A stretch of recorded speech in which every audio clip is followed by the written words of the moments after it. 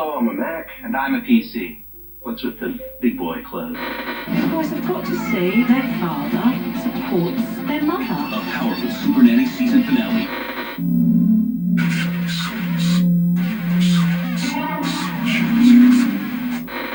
Plavix, in combination with aspirin and other heart medicines, helps provide greater protection against heart attack and stroke. These women just can't stop. I feel like a huge perversion. I'm gonna want the baby. Try it. I'll take your damn head off. All new Desperate Housewives, Sunday at 9/8 Central, only on ABC. It is natural for one to develop a facade to influence how people perceive us. Some project an image of perfection to mask their basic insecurities. Others don't have the luxury of worrying about first impressions. And some people find their best intentions often backfire. Yes, we all veil our truths, but how we leave an impression is what defines us. In the year 2000, a little game was released for personal computers called The Sims.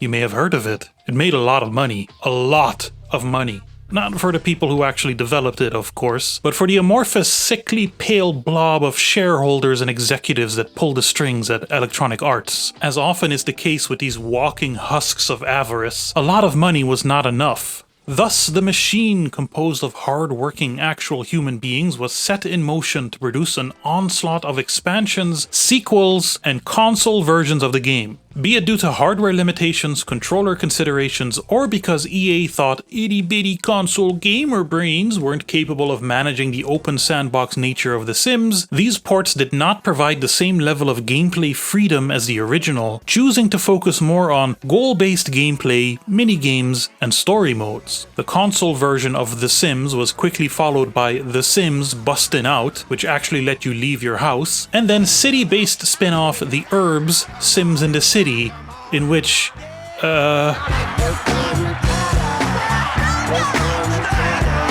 Anyway, The Sims was a hit, sold a ton, and made its mark on the first decade of the 21st century. Something else that was happening in the mid-2000s was the resurgence of the American Broadcasting Company, one of the large American television networks. After losing the ratings game several years in a row to its competitors, the network hit back with the 1-3 punch of Grey's Anatomy, Lost, and of course, Desperate Housewives. You may have heard of them. They made a lot of money. Not for the people who made them, but for the sentient, oozing tendrils of greed that run the studios. As often is the case with these soulless voids that are the IP owners, a lot of money was not enough, and the merchandising rights were pimped out to the highest bidders. All three of these shows eventually got full-blown video game adaptations. Grey's Anatomy, the video game, released in 2009, was brought to you by Ubisoft. It is a story-based minigame fest that somehow looks exactly the same across its Nintendo DS, Wii, and PC versions. If you had any interest in the show at all, you might hope for a nice mix of performing some surgery while at the same time doing some romancing. But instead all you get is a barely interactive, very basic visual novel interspersed with tedious, repetitive, and bizarrely abstract minigames. It's notable mostly for only having one single actor from the show reprising her role. Hope you got a better agent since then, Kyler. I've been trying to think of how to make a video about it for more than a year, but as garbage as it is, it's just not that interesting, so this paragraph is all you're getting. Preceding that in 2008 was Lost, the video game, also released as Lost Via Domus, again from Ubisoft, for the Xbox 360, PlayStation 3, and PC. It's an unfairly maligned, surprisingly competent third-person narrative adventure game that functions mostly as a theme park ride through the show's most well-known set pieces. Hang out with the other survivors on the beach. Input the code in the Swan Station. Wander around the jungle hiding from the smoke monster when there was still hope the smoke monster would have a cool explanation, etc., etc. Also maybe do a few too many fuse box puzzles. I'd make a video on this one too, but the whole point of my channel is to cover the games less covered, and also just thinking about Lost still makes me angry after all these years. So let's move on before I start to rant. The thing you need to remember is that although we are still suffering from the mystery box nonsense legacy of Lost to this day, and while Grey's Anatomy is somehow still going 20 years later even without the character it's named after in the main cast, Desperate Housewives was initially the biggest hit of the three. The titillating tales of these sultry suburbanites just got audiences real hot for some reason, and of course Mike Delfino is superior to both McDreamy and What's-His-Face from Lost. Therefore, it's natural that it got its own game first, all the way back in 2006, and without a Ubisoft in sight. Instead, ABC's parent company Disney, you may have heard of them, used their games publishing arm Buena Vista Games to employ the services of developer Liquid Entertainment, and I promise that's the last company we're going to talk about today before we actually get to the game. Liquid Entertainment was founded in 2001 and was known for its fantasy real-time strategy games Battle Realms, The Lord of the Rings, War of the Ring, and Dungeons & Dragons, Dragon Shard, before Buena Vista Games noticed them and thought, these guys with the realms and the rings and the dragons, they'd be perfect for Desperate Housewives the game. They weren't wrong, but we'll get into that a little later. Buena Vista may have come to this conclusion because the Liquid Entertainment developer who would become the lead designer of Desperate Housewives was one Charlie Price, whose previous credits include The Sims 2. Now, he's listed as a mere production intern, but hey, experience is experience, and though Desperate Housewives was only released for PC, the influence of the Sims console versions in particular is evident, as they built upon that same mix of life simming, story-based gameplay, and mini-games to bring Wisteria Lane to the digital world. To imbue the game with a sense of authenticity and marketability, Buena Vista brought on a writer from the show. Kinda. The truth, as always, is a little more complicated. Yes, Scott Sanford Tobis did write for Desperate Housewives, the show, but as he himself admits in this Desperate Housewives the Game promotional behind-the-scenes typepad blog that is somehow still up, his contributions amount to several pitches and a single episode credit. Season 2, Episode 17, Could I Leave You?, in which Susan deals with the consequences of her deception, again. Bree seeks escape at the bottom of a bottle, and Gabrielle and Carlos do something only somewhat morally reprehensible. But that really is the only episode he wrote for the show, and he also points out that by the time he joined the team, the basic plot had already been scripted by the people at Liquid. Now, I'm not saying this to diminish his work. He did write the dialogue and actual script, and game scripts can be quite voluminous in comparison to that of a 40-minute TV show. The point is more that marketers are liars that a just society would not tolerate.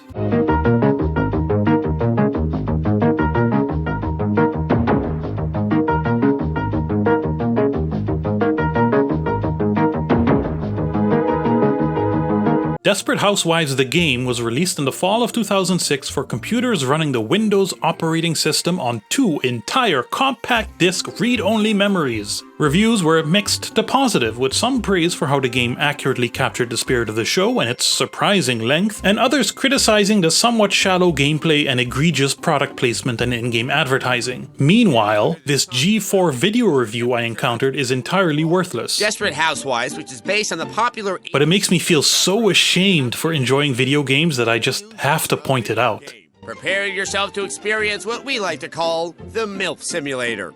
Desperate Housewives the Game was awarded PC Gamer's Adventure Game of the Year 2006, beating out the first episode in Telltale's Sam & Max revival and Dreamfall The Longest Journey. By 2009, it had apparently sold over 400,000 copies. All things considered, the game was a hit. So what happened to everyone involved? Well, the show went on for a total of 8 seasons, and yes, I watched every single episode for research, just so I fully understood the context of the game. I'm gonna be honest here, I enjoyed it a lot more than I thought I would. Sure, the quality drops a bit with every season, until the last one where it really picks up again, but I thoroughly enjoyed the precarious balance of drama, comedy, and batshit insanity while following the struggles and successes of these desperate dames and all the nasty things they got up to in their neighborhood. Rex cries after he ejaculates.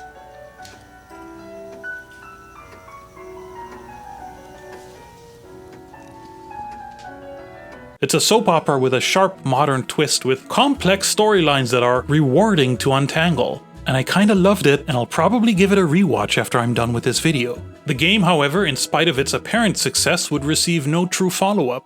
There was one more Desperate Housewives game adaptation. In 2017. For mobile. The less said about it, the better.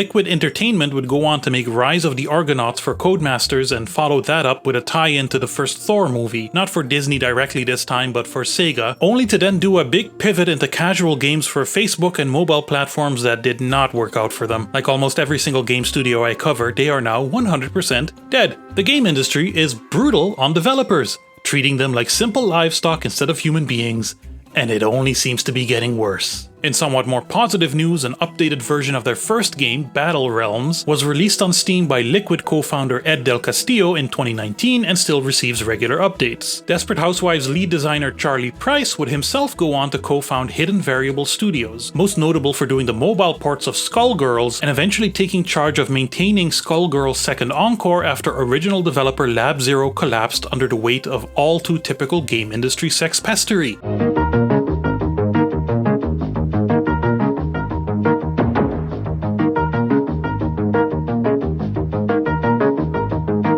Hidden Variable is currently working on Spellomancer, a 2D competitive platformer / word puzzler that looks kind of adorable, and I hope it does well for them. It's an all-new Sunday, and it's sexier, sneakier, Honey, are you in there? nastier. That was a mistake. Golden Globe winner Best Comedy, Desperate Housewives.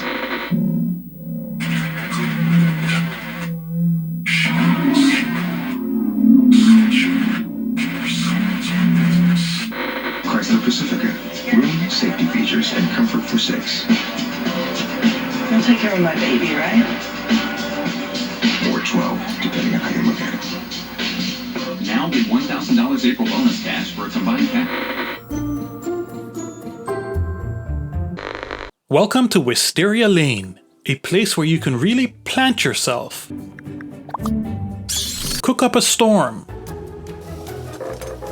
meet the locals. Hello. So nice to meet you. I'm Susan Mayer. Browse the web, and meet other locals a little more intimately. Desperate Housewives the game presents itself as a Sims-like, meaning you see things from an overhead perspective, click to walk places, attempt to maintain your character's needs, and interact with everything through pop-up menus. You start off your life on the lane by creating and naming your very own Desperate Housewife, choosing from a rather basic selection of faces and skin tones, hairstyles and hair colors, and starting outfit. Even more basic is the customization you can apply to your husband and teenage child. For my playthrough, I made as close an approximation as I could to ultimate girl boss and amateur voice actress Elizabeth Holmes. I made her husband a dorky perverted looking dude with a tiny ponytail by the name of Blort, and called my son Dirt, in honor of the greatest video game character of all time. My name? Dirt. At least that's what my friends call me. After creating your family, the game drops you into an extended tutorial that also gets straight to the point. Try seducing your husband or various people in the neighborhood to find other ways of putting the bed to good use.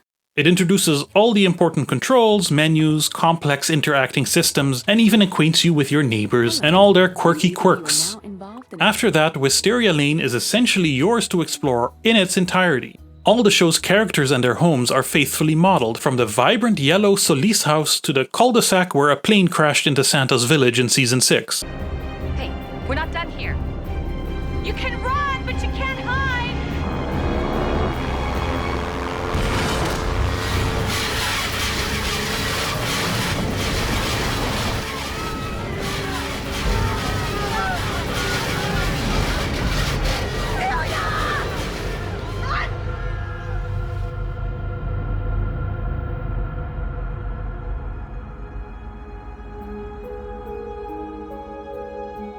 I love this show. The only other location you can travel to, in your very own Chrysler Pacifica, is the local shopping center, where you can find shops to buy new clothes and change your look and visit your husband at work. So basic gameplay is walking around the neighborhood, talking to people, completing quests, either main story or side, and generally living your life. This is, however, a story-based game, not a strict life sim. Yes, you do have needs to take care of: composure, appearance, social, and happiness, but not only are they not nearly as important as they are in The Sims, they are basically entirely inconsequential. Also similar to The Sims, you can customize your house. A little. Like, just a little. A few wallpaper and floor options, and upgrade paths for certain furniture and appliances like your television, which can help increase certain needs meters, which, as I just said, mostly don't matter. The user interface, as you would expect from a game like this, is a bit involved. You can keep track of the status of your home and your relationships with the other characters, have a cell phone to send and receive calls, a map to keep track of where you are and fast travel to particular houses if you need to. You can pause and fast forward time, track objectives, and access your inventory. If there is a main story goal active, there will always be an arrow pointing to it so you can speed run through the story if you want to. And when there's multiple paths through a quest, the game will also alert you to this, so you never get too lost in the weeds. Conversations are handled through little emoji responses. Has woe poisoned the well from which your team replenishes gaiety? Now, this all may sound a bit superficial, and it is. There's a number of ways that this game is rather lacking. With the exception of several side quests and the very end of the main story, most of your choices do not matter.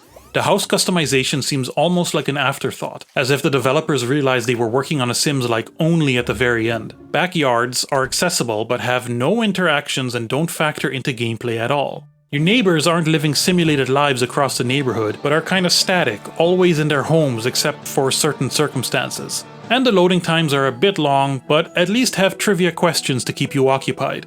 Most of the depth of this game can be found in the optional content, which is more focused on role-playing and narrative freedom. House management is complemented by mini-games, namely cooking and gardening. The cooking mini-game is rather complex and, to be honest, stressful, just like cooking in real life can be. The gardening is equally complex, but not that much fun, and the end result is a not particularly aesthetically pleasing square grid of flowers on your lawn, or if you get tired of it like I do, a square grid of bug-infested weeds. The minigames do sometimes factor into quests, so you'll have to play around with them a little bit, but you can also hire people to do services like gardening and cleaning the house and delivering food to do all the work for you, at a price, of course. Managing your household budget is a thing that technically exists in the game, but it's hardly ever a limitation. A more fun thing you can do is log onto your in-game computer and browse the World Wide Web. Sure, it's a rather small web, though more of it opens up as you go through the game, and it even has forums that are written by someone who clearly had experience hanging out in forums. If you want to make a little money, you can play internet poker, which is a minigame reused to great effect when you also get to play poker with the girls. It's a pretty elaborate system, allowing you to bluff and cheat and manipulate your way to winning. A very important part of the game is the social system. Yes, when you're talking to people, you respond with little emoji that sometimes kinda conform to the actual text, but also you can interact with your neighbors in other ways. Each neighbor has a friendship and respect meter, and asking the right questions or responding the right way to theirs will increase those meters, giving you access to other interactions such as slap, hug, and yes, seduce. Hey, what's going on? Your choices will have an effect on the conversation, on what your neighbors think of you, and not so much where the story goes, but how the story is colored. A big feature of this system that ties into the themes of the show is secrets and dirt. Earn an NPC's trust, and they will gradually tell you more and more of what's on their mind, revealing their own little plot lines, and giving you information that you can choose to wield against them or others if you so choose. If you could find it in your heart to keep the secret between the two of us, I would be forever in your debt. The game even keeps track of all of these secrets in the UI. Build up your friendship and or respect meters high enough with certain characters, and you may even receive gifts or bonuses. What I like about this system, and how it does and does not affect the main story, is that it's more about carving your own path through these relationships and across the story than it is about hitting certain points or levels. Your needs don't really matter or can be easily taken care of. Your bank account can always be easily refilled. The maintenance of your household is only as relevant as you want it to be. It's more roleplay than game. If you want to be a dedicated, loyal trad wife doting upon your husband and son, cooking and cleaning and always looking your best, being friends with the core group, you can do so, and the game will not punish you for it in any way. Time limits are rare, but the story is the story, and your character does have dark secrets under that perfect exterior. And let's be honest, it's just so much more fun to sleep around, be a huge bitch to everyone, and break into your friends' houses at night and steal their stuff. I'm talking about in the game, of course. Because this is not The Sims Desperate Housewives edition, as much as it looks like it on the surface. This is a Desperate Housewives game through and through. Every single night after 10 o'clock, when all of Wisteria Lane has gone to sleep, you can choose to stay awake, sneak into your neighbors' homes, and stealthily make your way through their houses room to room, taking anything worth selling. My very first night on the lane, I stole a portrait of Gabby from her own bedroom. Notice how Carlos is sleeping alone here. That same night I stole a Ronald Reagan bust from Bree's house. I do have to deduct 1 point from the game's score for not letting me take a shit on it, but I did get to sell it for cash. The burglary system is not a simple afterthought. You have a noise meter to pay attention to. You have various items in the house that can make a racket even just by being near them. The second floor has more valuable items. It can be very tense, and because of that, all the more satisfying to rob your friends blind. And what do you do with all this loot?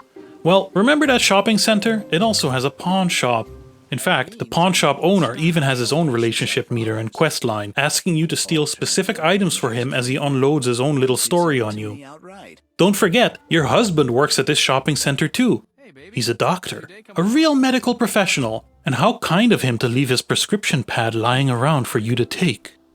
Take where? To the pharmacy just a few doors away, where you can get all the medication you require, or just want to have a good time with. Oh, and yeah, you can sleep with pretty much anyone you encounter. Some of them require more relationship building than others, and I'm not sure if the show's husbands are in play. Not that anyone would want to sleep with Tom Scavo, but Mike definitely is, and so is the mailman.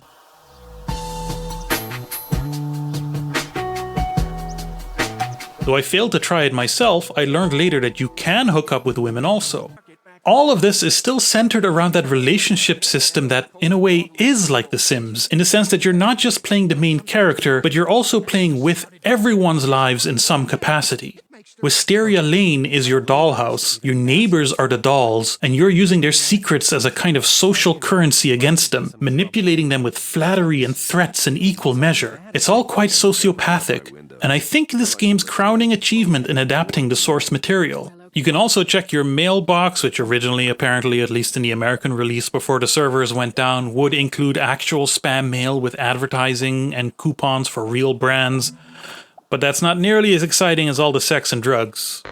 Shall we raise our shields, Captain? At ease, Mr. Chekhov. Again with the shields. I wish he'd just relax and enjoy the amazing picture clarity of the DirecTV HD we just hooked up.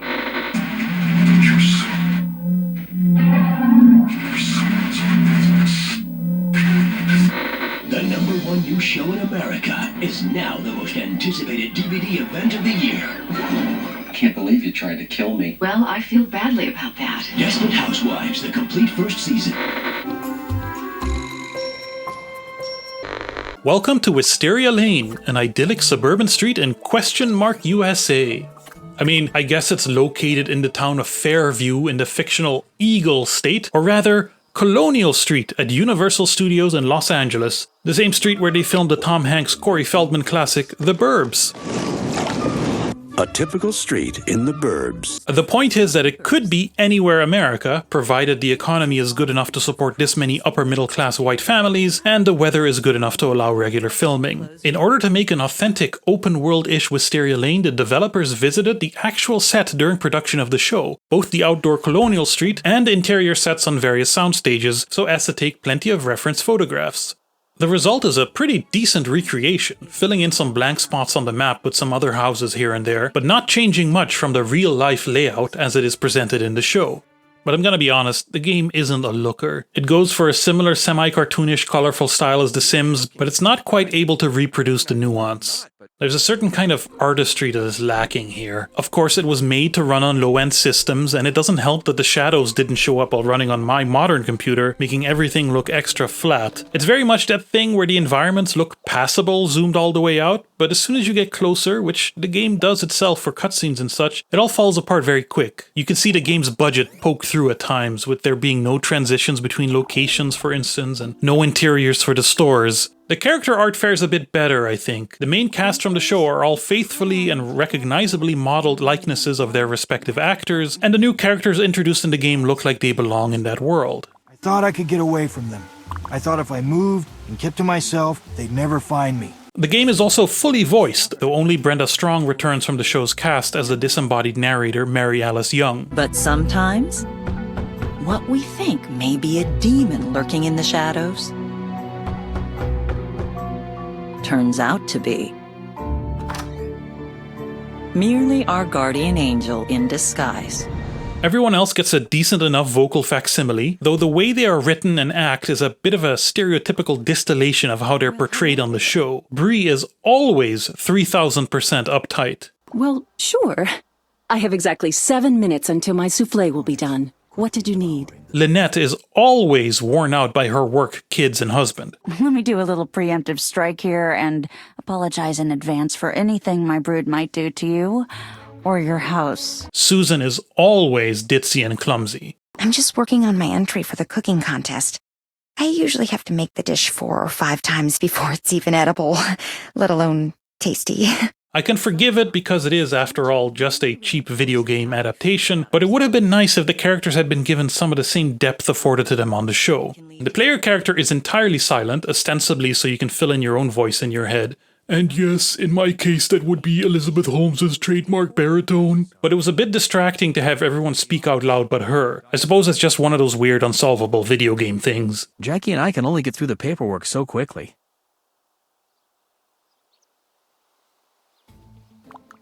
Don't be ridiculous. The original soundtrack composed for the game by Bobby Summerfield builds as much off of the iconic theme of the show as it takes cues from the nostalgic boppy 50s Mr. Sandman Give Me a Dream consumerist white people tunes that Maxis was also inspired by for The Sims, but with a bit more of a mysterious, inquisitive twist.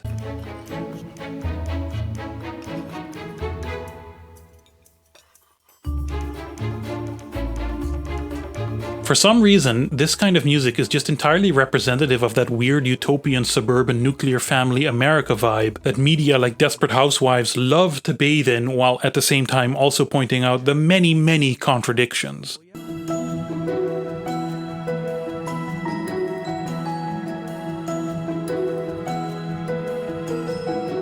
All in all, while not a great looking game, it serviceably reproduces the vibes of the show and simultaneously has a bit of its own identity apart from it. While the game presents itself as its own little 12-episode season, it obviously cannot follow the same plot structure as the show, and luckily does not try to. You are playing from the perspective of a single character, one new to the street, instead of following all the main cast on their own interweaving adventures. The result is that, for better or worse, it never feels like you're just playing through episodes of the show, and instead like you are a desperate housewife, which is a viewpoint that the show itself could never provide. Added to that is a little bit of flavor from the game's original characters, which at least in some cases are engaging enough that I feel they could fit into the show no problem. There's a number of things I can tell you about him.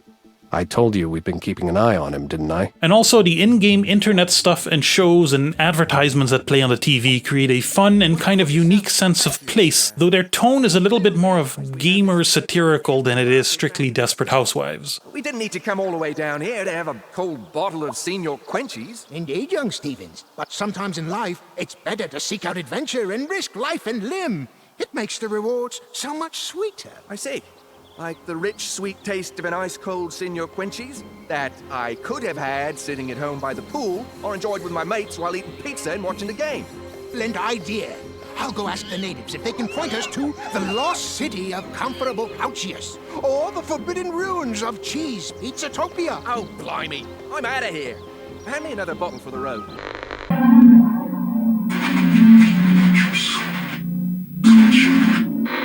Them back. No, flex. Sound good cause they free. Shoot. Yeah, shoot. City Identity Theft Solutions. Talk to a real person to help get your life back. Free when you get a city credit card. Next Sunday. I'm gonna open up a pizza parlor. Excuse me? On an all-new Desperate Housewives. Your mother was right to end that relationship. The man was your teacher.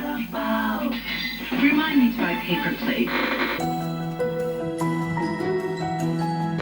Welcome to Wisteria Lane, a small strip of land not beholden to the ordinary laws of the universe, where nothing is what it seems, everyone is continuously deceiving everyone, darkness looms beyond every house's windows, and disaster is always around the corner. More like Mysterious Lane. Desperate Housewives the game was produced concurrently with the airing of Season 2 of the show, and launched around when Season 3 started. Hence, the state of Wisteria Lane and its inhabitants is roughly how it was around the start of Season 2, meaning Lynette is working full-time in addition to her job babysitting her husband and children, Mike is single and ready to mingle, and Bree is also single but for much more tragic reasons. The game does not reference any of Season 2's running storylines, which means thankfully the Applewhites are not on the street, so we can gently step over all of that. It really is a lovely gesture.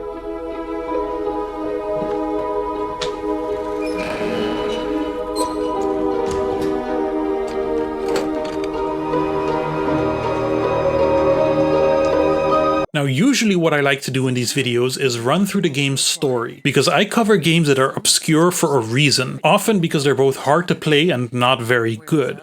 However, Desperate Housewives is in the rare position where it's both somewhat straightforward to get running on modern Windows, and I think it's at the very least decent and at times even downright enjoyable.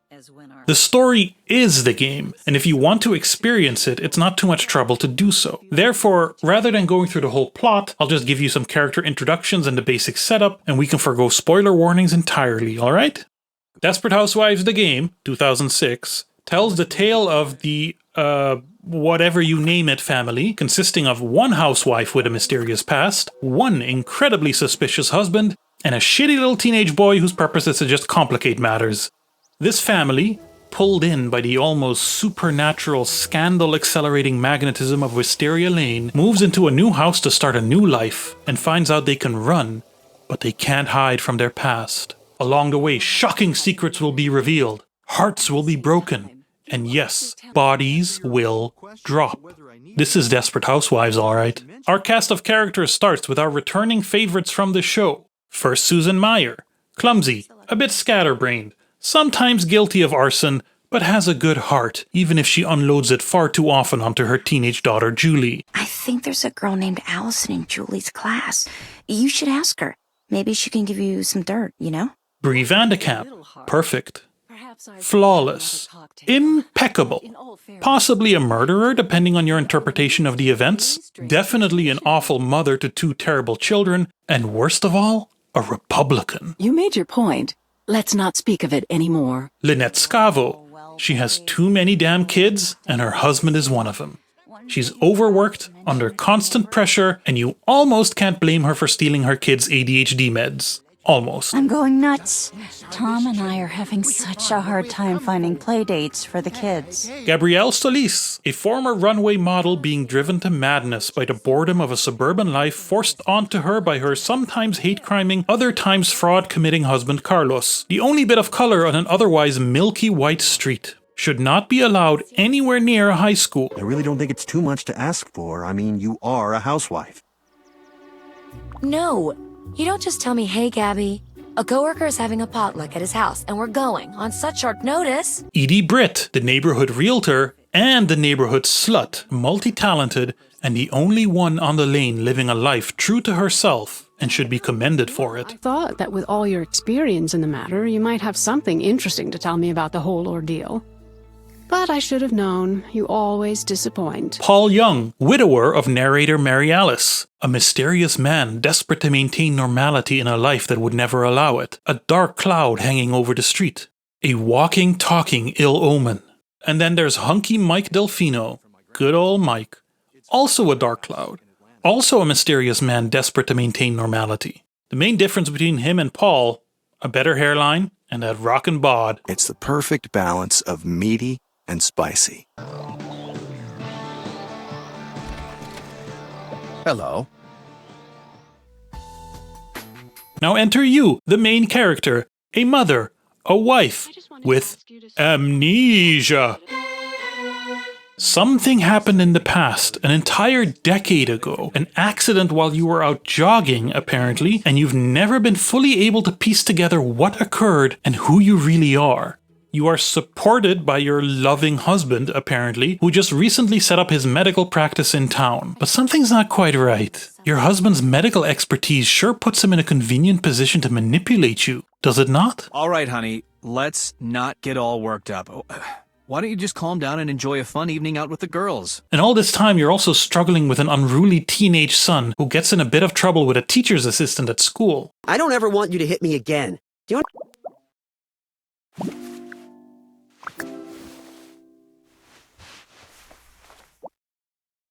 Hey. Also new to the neighborhood are the Fox twins, Daniel and Frank. Daniel, the flamboyant fashion designer. Well, it's nice to see that someone around here has good taste. You wouldn't believe what I saw that Edie Britt character stepping out of the house in just the other day. And Frank, the shy but friendly IT expert. Well, if you have access to Allison's account and could send me the emails, I could trace its original IP address back for you. They seem to have their own secrets, their own reasons for running away to Wisteria Lane. Your husband encourages you to see a therapist, Dr. Henriksen, in his bizarrely empty office to help you unlock your memories. But can he be trusted? May I help you? Meanwhile, you have to ward off your husband's assistant Jackie, who is obviously and blatantly trying to get into his pants. You think you know your husband? He's just like all men. All he needs is a little more convincing to realize that his marriage is over. Other characters you'll encounter include Edda Davenport, this game's incarnation of the elderly nosy neighbor, and a poor substitute for one of my favorite characters from the show, Karen McCluskey. Want to know who I fantasize about? No, not necessarily. Anyone want more wine? Tom Scavo.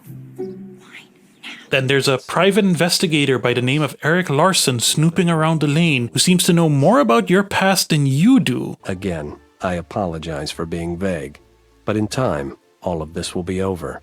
There are people watching you to keep you and your family safe. And also a shady businessman / gangster by the name of Vincent Corsetti, who not only has dealings with Daniel Fox, but for some reason insists on calling you by a different name. Tell me something. Surely you noticed this ravishing woman before me. She actually looks a lot like... And you saw me speaking with her, didn't you? As the secrets are slowly uncovered over 12 chapters, decisions will need to be made. What did happen to you 10 years ago? What have you forgotten? And who doesn't want you to remember? What will you do when you find out? And who will or will not leave Wisteria Lane alive? In terms of the story, it's not the greatest plot in the world, but also not the worst. There's some clever twists and turns, and it's all cohesive enough, and I could imagine it being whittled down to a pretty decent 4-episode arc of the show.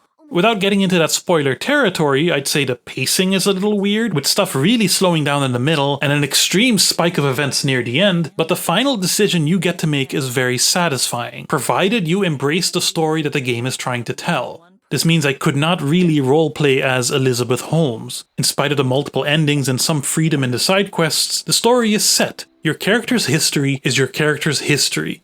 But like I said, how you color that is all yours, and I found the coloring to be an enjoyable experience overall. And for you, sir? What's up, usual? Come on, try something new. Like Olive Garden's new chicken caprese, layered with fresh tomato, basil, and mozzarella with... She's bringing the backwoods to Beverly Hills. Still has its ears on. All new Wife Swap, Monday at 8, 7 Central, only on ABC.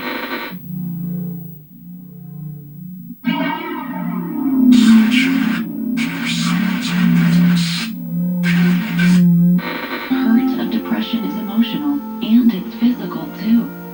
Cymbalta can help. Cymbalta is a prescription medication for depression that treats both it.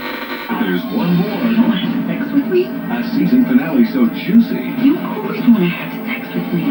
We can't show you the half of it. Oh, that ring you bought. I'm not cheating on you. I saw you with that woman. I'm not crazy. Can't do this to me. I just have a few issues. I was dead. It's a 2-hour Desperate Housewives. So, is Desperate Housewives the game a good game? Silly question. Stop framing games as good or bad. It will get you nowhere and isn't interesting. Desperate Housewives the game fails and succeeds at different things. As an interactive adaptation of the show, it does alright. Strictly as a piece of interactive entertainment, you can tell it was a bit rushed, but it also has some really good ideas. As an item of inspection for this video series on games that don't deserve to be as obscure as they are, it's fantastic. The people over at Liquid Entertainment did a lot more than they needed to. You can tell how much they cared from one single thing. You get to play poker with the girls. They really understood the assignment deeply. It wouldn't be a proper Desperate Housewives game if you didn't also get to play poker with the girls. And it's a full-fledged game of poker to boot, not just a cutscene or something. They did all of this with the ghost of Walt Disney breathing on their necks the whole time, with a tight budget and even tighter deadline. From looking at the cover art and screenshots, you'd be forgiven for thinking this is just another piece of licensed shovelware, but it really isn't. Sure, not all the game systems coalesce, and it doesn't look great, and it would have been nice if the entire cast spent half a day in the voice booth instead of having sound-alikes, but this game is unique, fun to explore, and most importantly of all, succeeds in capturing the essence of the show it's based on. That's no small feat. It's as good a Desperate Housewives game as was ever produced. Which makes it all the more disappointing that it was the only one. The show went on until 2012, introducing many more fun characters. I'm late for my golf game. I don't have time to go to the ATM, so I took the cash out of your wallet. Bye. Plot lines. Well, see, you were chewing, and so I didn't really hear what you said. Could you just say it again? I burnt your house down. It was great. What do you want? And drastic alterations to the status quo of Wisteria Lane that would have made for very interesting additions to this game's formula. That! Juanita, stop talking to your sister! Not to mention the shakeups caused by the myriad of disasters that would befall the neighborhood. In spite of its flaws, Liquid built a great framework to create more stories on. I would have been happy for them to take the show's script rejects and reshape them into a couple more games, each one refining the technology, polishing up the experience, and iterating on the storytelling potential more and more. And I really am kind of sad we did not get that. Good afternoon. So that's Desperate Housewives the game. Just like The Sims, it's a dollhouse. But, you know, a branded dollhouse. And one that's a lot less focused on managing your bladder or whatever, and a lot more on creating your own story within that branded dollhouse. It may look like The Sims, but it's more a point-and-click adventure, and a pretty decent one at that. I didn't go through the full story in this video because I genuinely want you to play this game. I want you to see firsthand what's possible with a creative interpretation of a licensed property in an underrepresented genre. However, if you do want me to do a full story recap, drop a comment, and if there's enough demand, I'll see what I can do. So, if what I've shown you of the game makes you curious, how do you play it today?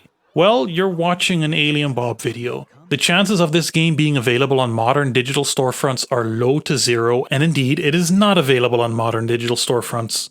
There's two ways for you to access the game. Your best bet is to get yourself a physical copy. From what I can tell, they are plentiful and cheap, and the game will install on modern Windows no problem, or at least did so for me. If you'd rather go the abandonware route, it's a little less straightforward and you might need to peruse the comments of your favorite site to find instructions on how to properly install it. That's the way she goes sometimes when you're sailing the high seas, especially for booty as old as this. No pun. No pun. There was no pun there. Either way, you may, as I have, encounter a catastrophic error which prevents you from saving your progress. Pretty big deal, requires manually creating folders and app data, and it's a bit of a pain to figure out, but once you have, you should be safe. And then how does it run?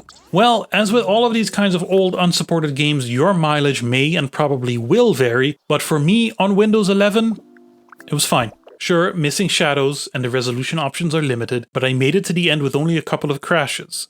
There's one small hope of making this game more accessible, and it requires all viewers of this video, every single one of you, to go to the GOG Dreamlist link in the description and give it a vote, so there's a chance the fine people at GOG may look at it and think it's worth it to make the effort to modernize and revive it.